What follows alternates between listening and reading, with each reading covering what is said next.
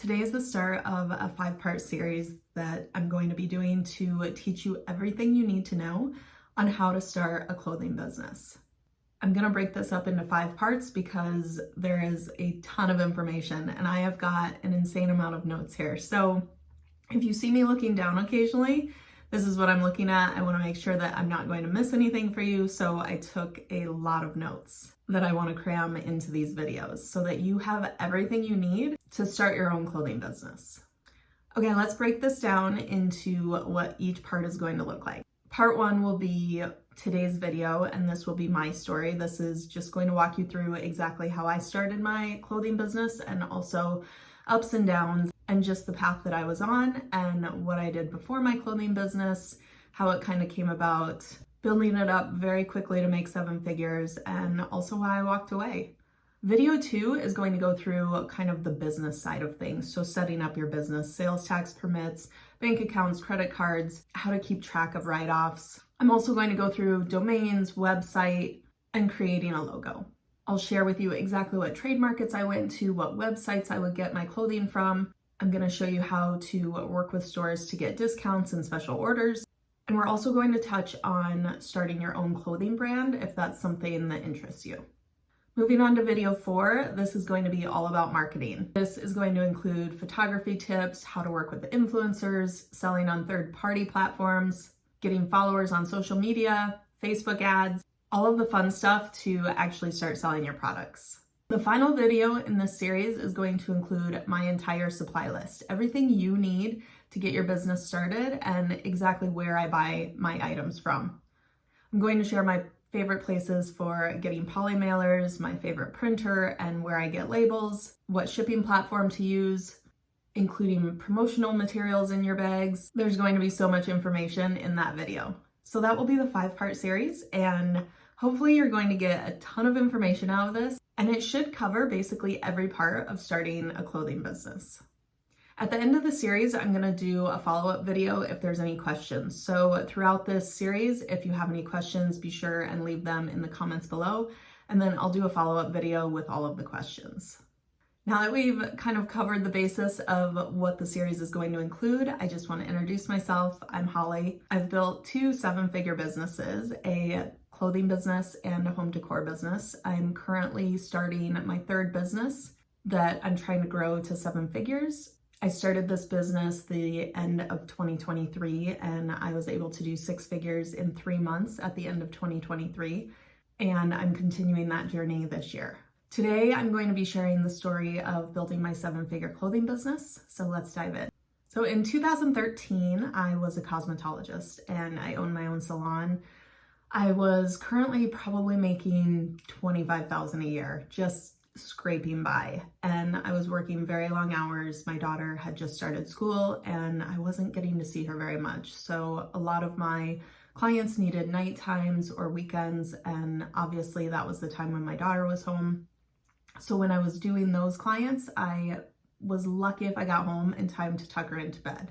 And then I was working every Saturday also on top of that, so I never kind of got the Saturday mornings with her or time with her when she wasn't in school. I just was getting really frustrated with my situation and I knew I had to make a change. I just couldn't keep going at the rate I was going. So at that time, small clothing boutiques were starting to pop up. It was just kind of the start of the online clothing boutiques and like in-salon clothing boutiques. So I decided to do this. I decided to bring a clothing boutique into my salon. I had plenty of room. I thought this would be a great way just to add on some additional income.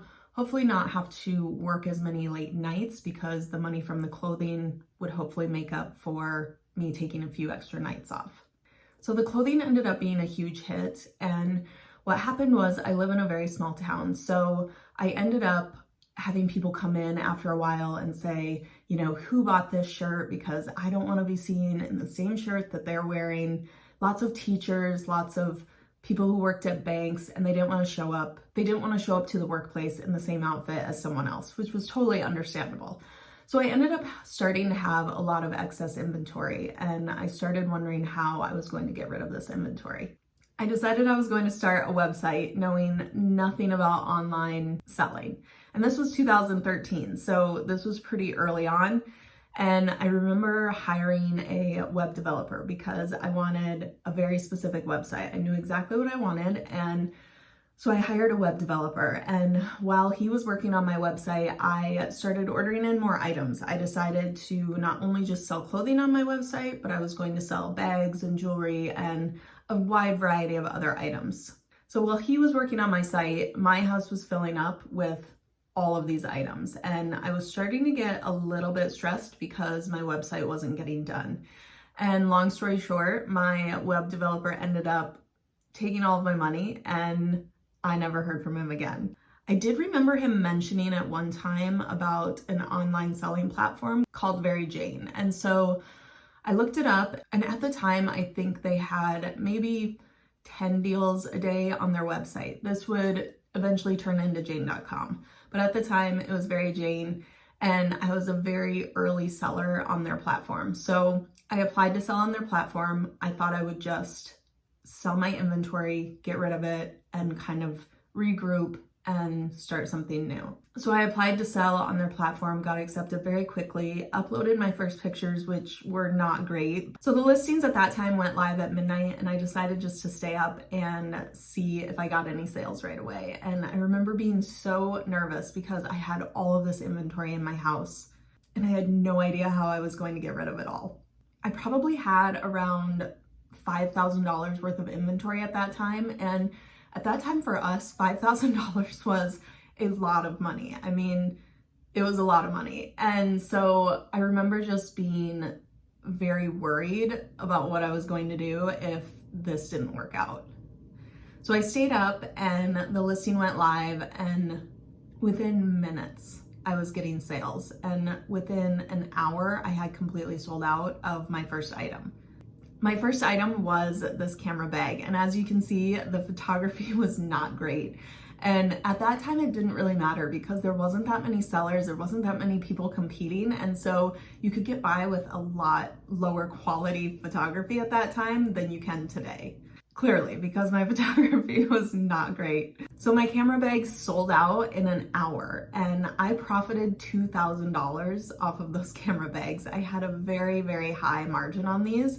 And even with what Jane took out of it, I was still able to profit $2,000 on 200 pieces of camera bags.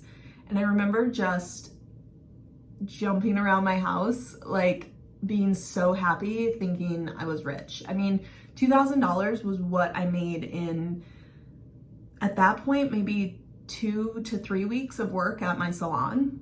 And I just did that in an hour. And that night completely changed my life.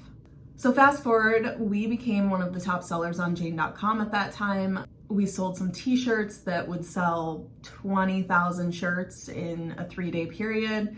It was just a very, very good time to be on those deal sites. And I definitely had a little bit of luck on my side with my timing for doing all of this. But I sourced all of the products, and every product I would put on would sell out, sell out, sell out. And they just wanted more and more. And very quickly I realized that this was my new path, that I was going all in on selling on these deal sites. I kept my job at the salon. I don't know how, but I would go to work at the salon for the hours that I needed to work. And I remember being there thinking, I don't want to be here. I just want to be home working on this business. I mean, I was staying up 24 hours a day, packaging and working at my salon. I remember laying on the kitchen floor and sleeping for maybe 20 minutes before I had to get up and get my daughter ready for school and get to the salon again. It was just the most wild time, and I honestly don't even remember that much from that time period because I just was exhausted all the time. We were shipping out so many packages and trying to juggle the salon and trying to juggle my daughter. It was just complete chaos. So finally in 2014, I had hit 6 figures with selling on Jane.com, and it happened very quickly, but I also knew that I had to make a choice. And at that time, I just decided that it was time to go all in and give up my salon. And I had had my salon for over 10 years, and I had very dedicated clients, and it was a really, really hard decision for me, but I also knew that this was the path I needed to take. It was what lit me up, what excited me. I got to see my daughter more, even though I wasn't sleeping and I was exhausted all the time, it was still better than going to my salon and scraping by every day. So after sending a letter out to all of my clients, letting them know that I was going to be done, that was probably the scariest point in this entire journey, was letting that salon go and taking that leap. And as soon as I did that, my business just skyrocketed. I decided to apply to go on Zulily.com, and that was just next level. That completely changed everything yet again. It took me quite a few months at that point to get on there, to get a response from anyone, and eventually I was able to get on.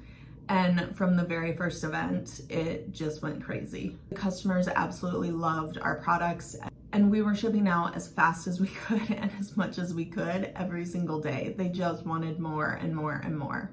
We started doing 6-figure events in a 2 to 3 day time span. So it was wild. I have never seen anything like it, and I didn't even know something like this was possible. But once or twice a month, we would have these 3-day events, and we would hit 6 figures. We'd ship all the product out, and they would just want more immediately. So we were staying up all night long. At the time, it was just my husband and I, and we didn't have any employees. So we would tuck our daughter in, we'd go back to work, and we would stay up all night shipping. And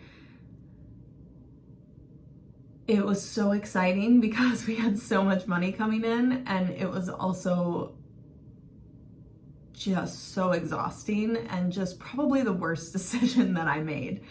So at the time, I was sourcing all the products, ordering all the products, communicating with manufacturers, handling all the photography and modeling. I was setting up and coordinating the events on Very Jane and Zulily because you couldn't run at the same time on those platforms with the same items. So it was a whole mess of trying to figure out what days you could be on which site.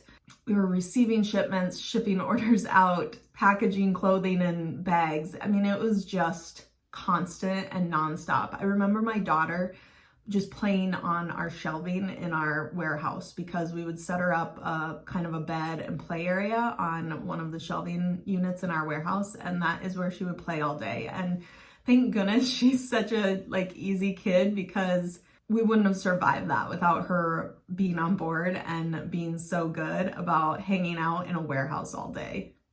So at this point, life was extremely chaotic, and this went on until about 2016. And in 2016, we started having some issues with more sellers coming on. So they were letting more sellers come onto the platforms. They would let them undercut our pricing with the same item, because at the time we were just wholesaling clothing from manufacturers. So we started to really run into some frustrations with this. And at that point, I decided it was time to start my own clothing brand. I decided that if I started my own clothing brand, then other vendors could not undercut me because they just simply wouldn't have the same products that I would have. Having my own clothing brand turned out to be another complete game changer for us. It quickly separated us from the competition and again took the business to the next level. This success continued on for another 2 years. We eventually hired a few part-time people off and on just to package clothing into bags so that we could ship it out. We were still doing all of the shipping. You actually got charged on these platforms at the time if you screwed up a shipment. So say we shipped a wrong item, we would get charged $10 for each item. So it was really important to us that the shipments were done and done right. So we continued to do all of the shipments because at that point I was just paranoid about these charges. And so that was such a foolish move. We should have hired help so much sooner. So at the end of 2018, I pretty much hit a brick wall. I hit burnout really, really bad. The lack of sleep, the stress, probably not eating the best, all of these things I think really contributed to me just hitting a brick wall. It happened quickly and it wasn't something I was bouncing back from. So we made the really hard choice at that point to stop our large events on Zulily. And at that time we were doing large events. We were sending in extra product for them so that they could sell them throughout the month in other events that they had. So we were just constantly shipping and it just was too much for me to handle anymore. My daughter was getting older. We had a lot more events that we had to be at for her. And it just kind of snowballed into this really big disaster. I also started noticing the competition getting higher. We were struggling more with Very Jane. We were struggling on Zulily with pricing. People were coming in and undercutting even more, even though I had my own clothing line, which definitely helped. But at that time, I just wasn't able to keep up with everything because I was burnout. In hindsight, I should have been focused on my own Shopify store. That would have really helped. I should have been learning Facebook ads. I should have been going down that path because I would have had control of our pricing. I would have had control of our customers. I wouldn't have had to worry that we were going to get kicked off of a website. That's something that I've really learned through this whole process is always focus first on your own store and let those other platforms be secondary. And money was coming in so fast and so easily that it was hard to take a break from that and take time to focus on my own site and building something for myself. And at that time, I really should have done that. We continued to sell on Jane while we took a short break from Zulily. And since I had a little more time on my hands, I very quickly came up with an idea for a home decor product that I wanted to try selling. I knew I could put it on Jane and try to sell it on there. I thought this would just be a fun little one-time product that I would sell. After getting it all figured out and getting it manufactured, I put it on Jane and it very quickly sold out, which turned into the start of a home decor business on top of the clothing business. And I'll save that story for another day, but this was late in 2018. Eventually, we ended up coming back to Zulily, set some boundaries for ourselves, and went all in again on selling on Zulily. And we continued to do this until 2022 when I ended up selling my home decor brand. And because of how we had set up the businesses, not knowing what we know now, I had commingled the clothing business and the home decor business. So when we went to sell the home decor business, we had no choice but to shut down the clothing business at that time. So in 2022, both businesses were shut down, and by the time I shut those down, I already had an idea for the next business I wanted to do. I took a year off and I started that business in 2023, and that's where we are today now. So I hope this gives you a little backstory and you understand a little bit better my journey to building a clothing brand. I'm going to be going through a lot more in these next 4 videos. But in the next video, I'm going to go through exactly kind of how to start setting up your business and some of the mistakes I made when I was setting up my clothing business and clothing brand, and hopefully you can avoid some of those mistakes. There's going to be a lot of information in the next 4 videos, so make sure you have a notebook, something to take notes with, because I'm packing them with information. I hope this video series is going to give you some confidence in knowing that you can start your own clothing business or clothing brand.